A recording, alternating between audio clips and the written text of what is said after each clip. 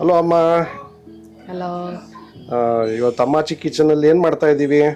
ಇದು ಗೋರಿಕಾಯಿ ಹಸಿ ಮಸಾಲೆ ಇಟ್ಟು ಸಾರು ಮಾಡ್ತಾ ಇದ್ದೀನಿ. ಗೊಜ್ಜು ಥರ. ಸಾರು ಮಾಡ್ತಾ ಇದ್ದೀವಿ, ಗೊಜ್ಜು ಮಾಡ್ತಾ ಇದ್ದೀವಿ. ಗೊಜ್ಜು ಗೊಜ್ಜು.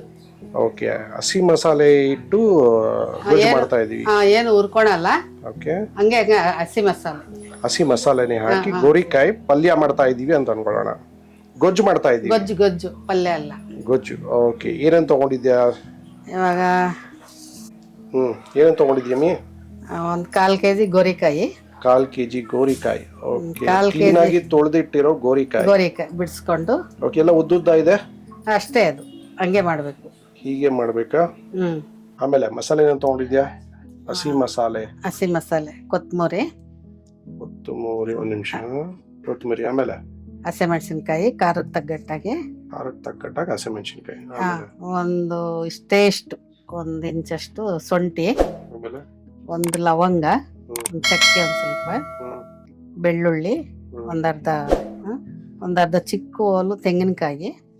ಓಕೆ, ಅರ್ಧ ಚಿಪ್ಪು ತೆಂಗಿನಕಾಯಿ. ಚಿಕ್ಕದು ಓಲು. ಚಿಕ್ಕದು. ಓಕೆ, ಈರುಳ್ಳಿ ಒಂದು ಈರುಳ್ಳಿ ರುಬ್ಬಕ್ಕೆ. ಆಮೇಲೆ ಧನಿಯಾ ಪೌಡರ್ 1-2 ಚಮಚ, ಚಿಕ್ಕ ಚಮಚದಲ್ಲಿ. ಒಂದು 1/4 ಚಮಚ ಅಷ್ಟು ಅರಿಶಿನ. ಅಷ್ಟೇ, ಇನ್ಯಾವುದು ಉರಿಯಲ್ಲ. ಹಂಗೆ ತೆಂಗಿನಕಾಯಿ ಹಾಕ್ತಾ ಇದ್ದೀನಿ. ಓಕೆ, ಶುಂಠಿ, ಚಕ್ಕೆ ಲವಂಗ, ಹಸಿಮೆಣಸಿನ್ಕಾಯಿ.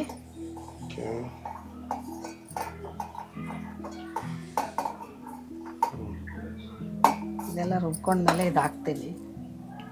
ಇದೆಲ್ಲ ರುಬ್ಕೋಬೇಕಾ ಈಗ? ಇವಾಗ ಇದು ರುಬ್ಕೊಂತೀನಿ. ಆಮೇಲೆ ಧನಿಯಾ, ಈರುಳ್ಳಿ, ಬೆಳ್ಳುಳ್ಳಿ ಕೊನೆಗೆ ಹಾಕ್ಕೊಂತೀನಿ. ರುಬ್ಬಿರೋ ಮಸಾಲೆನಾ ಇದು? ರುಬ್ಬಿರೋ ಹಸಿ ಮಸಾಲೆ. ಹಸಿ ಮಸಾಲೆ. ಇವಾಗ ಸ್ವಲ್ಪ ಗೋರಿಕಾಯಿ ಹಾಕ್ಕೊಂತ ಇದ್ದೀರಾ? ಓಕೆ, ಸುಮ್ಮನೆ ಹಂಗೆ ಆಮೇಲೆ ಸುಬಿಸ್ತು. ಚಾಡು ಓಪನ್ ಸುಬಿಚ್ಚು. ಓಕೆ, ತರಿ ಜಸ್ಟ್ ಒಂದು ಸುಮ್ಮನೆ ಒಂದು ರೌಂಡ್, ಜಸ್ಟ್ 1 ಸೆಕೆಂಡ್, ಒಂದು 2 ಇಂದ 3 ಸೆಕೆಂಡ್ ಇರುವಂತ ಗೋರಿಕಾಯಿ ಮಸಾಲೆ ಹಿಡಿಬೇಕು. ಅದಕ್ಕೆ ಮಸಾಲೆ ಹಿಡಿಯೋಕ್ಕೋಸ್ಕರನೇ ಈ ಥರ ಒಂದೊಂದು ಸೆಕೆಂಡ್ ರುಬ್ಬಿರುವಂತ ಗೋರಿಕಾಯಿ. ಒಗ್ಗರಣೆಗೆ ದಪ್ಪ ಕೊಡ್ಕೊಳ್ಳಿ. ಕರಿಬೇವು.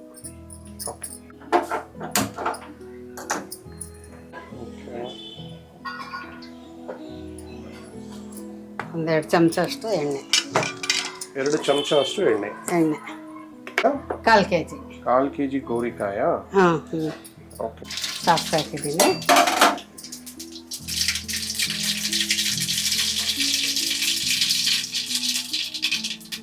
ಕರಿಬೇವು ಹಾಕ್ತಾ ಇದ್ದೀನಿ.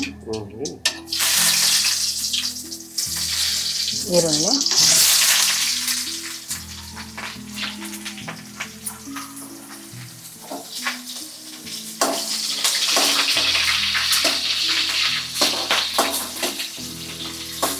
ಮಸಾಲೆ ಹಾಕ್ತೀನಿ.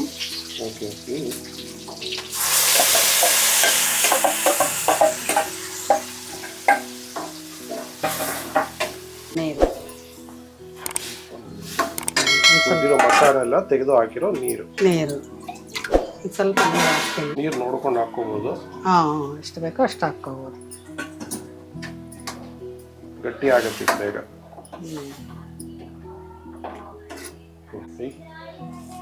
ರುಚಿಗೆ ತಕ್ಕಷ್ಟು ಉಪ್ಪು. ಇದೆಲ್ಲಿಂದ ಕಲ್ತಿದ್ದಮ್ಮಿ? ನಮ್ಮ ತಾಯಿ ಮಾಡ್ತಾ ಇದ್ರು. ಓಕೆ, ಫೈನಲಿ ಒಂದು ಮಮ್ಮಿ ಹೇಳ್ಕೊಟ್ಟಿರೋ ಅಂತ ನಳಪಾಕ ಗೋರಿಕಾಯಿ ಮಸಾಲೆ. ಗೋರಿಕಾಯಿ ಮಸಾಲೆ ನಮ್ಮ ತಾಯಿ ಗಿಡದಿಂದ ಕಿತ್ಕೊಂಡ್ಬಂದು ಒಲೆಯಲ್ಲಿ ತಗೊಂಡ್ಬಂದು ಮಾಡ್ತಾ ಇದ್ರು. ತುಂಬಾ ಚೆನ್ನಾಗಿರ್ತಾ ಇತ್ತು. ಅವಾಗ ಹಳ್ಳಿಗಳಲ್ಲಿ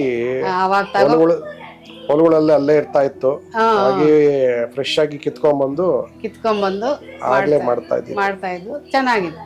ಅಜ್ಜಿ ಕೈ ಅಡಿಗೆ ಅದ್ಭುತ ಅಡಿಗೆ. ನಮ್ಮಮ್ಮ ಇಲ್ಲಿ ಬಂದು ಮಾಡ್ತಾ ಇದ್ರು. ಹಾಗೆ ನಾವು ಕಲ್ತ್ಕೊಂಡ್ವಿ. ಸೂಪರ್ ಅಮ್ಮ, ಸೂಪರ್. ಓಕೆ, ಎಲ್ಲ ಗೋರಿಕಾಯಿ ಹಾಕ್ತಾ ಇದೆಯಾ?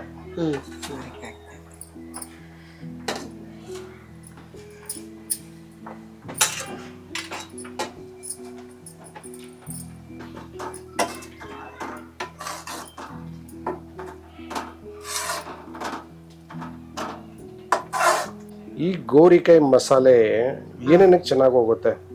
ಮುದ್ದೆಗೆ ಚೆನ್ನಾಗಿರುತ್ತೆ, ಮುದ್ದೆಗೆ ಚೆನ್ನಾಗಿರುತ್ತೆ, ಆಮೇಲೆ ಚಪಾತಿಗೆ ಚೆನ್ನಾಗಿರುತ್ತೆ, ಓಕೆ ಅನ್ನಕ್ಕೂ ಕಲ್ಸ್ಕೋಬಹುದು. ಓಕೆ, ಮುದ್ದೆ ಅನ್ನಕ್ಕೆ ಮತ್ತೆ ಚಪಾತಿಗೆ ಚಪಾತಿಗೆ ಟೇಸ್ಟ್ ಆಗಿ ಚೆನ್ನಾಗಿರುತ್ತೆ. ಇದು ಮೊದಲೇ ತಿಂದಿದ್ವಿ ನಾವು ಮನೇಲೂ, ಅವಾಗ ತುಂಬಾ ಚೆನ್ನಾಗಿ ಬಂದಿತ್ತು. ಈ ರೆಸಿಪಿನ ಸುಮಾರು ಜನಕ್ಕೆ ನಮ್ಮಮ್ಮ ಹೇಳಿದ್ರು ಸಹ. ಇವಾಗ ನಿಮಗೆ ತೋರಿಸ್ಬೇಕು ಅಂತ ಮತ್ತೆ ಮಾಡ್ತಾ ಇದ್ದೀವಿ. ಇದು ತುಂಬಾ ಚೆನ್ನಾಗಿದೆ, ಮನೇಲಿ ಮಾಡ್ಕೋಬಹುದು. ಒಂದು ಗೋರಿಕಾಯಿ ಪಲ್ಯನ ಒಂದು ಹಸಿ ಮಸಾಲೆನಲ್ಲಿ ಮಾಡುವಂತ ಮಸಾಲೆ ಪಲ್ಯ, ಗೋರಿಕಾಯಿ ಪಲ್ಯ ಮಸಾಲೆ ಗೊಜ್ಜು ಎಂತ ಹಿಂಗ್ ಹೇಳ್ಕೋಬಹುದು. ಚೆನ್ನಾಗಿದೆ. ಇದು ಎಷ್ಟೊತ್ತವರೆಗೂ ಬಿಡ್ಬೇಕಿದು? ಒಂದು 20 ನಿಮಿಷ ಬೇಯಬೇಕು. ಗೋರಿಕಾಯಿ ಬೇಯಬೇಕು. ಓಕೆ, ಬೇಯಿದಾಗ ಬೇಗ ಆಗತ್ತೆ.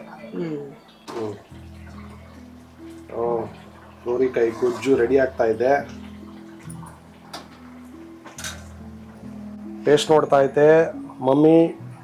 Okay mummy, let's try. ನೋಡ್ತಾ ಇದ್ದೀನಿ ಟೇಸ್ಟು ಹೆಂಗಿದೆ ನೋಡೋಣ.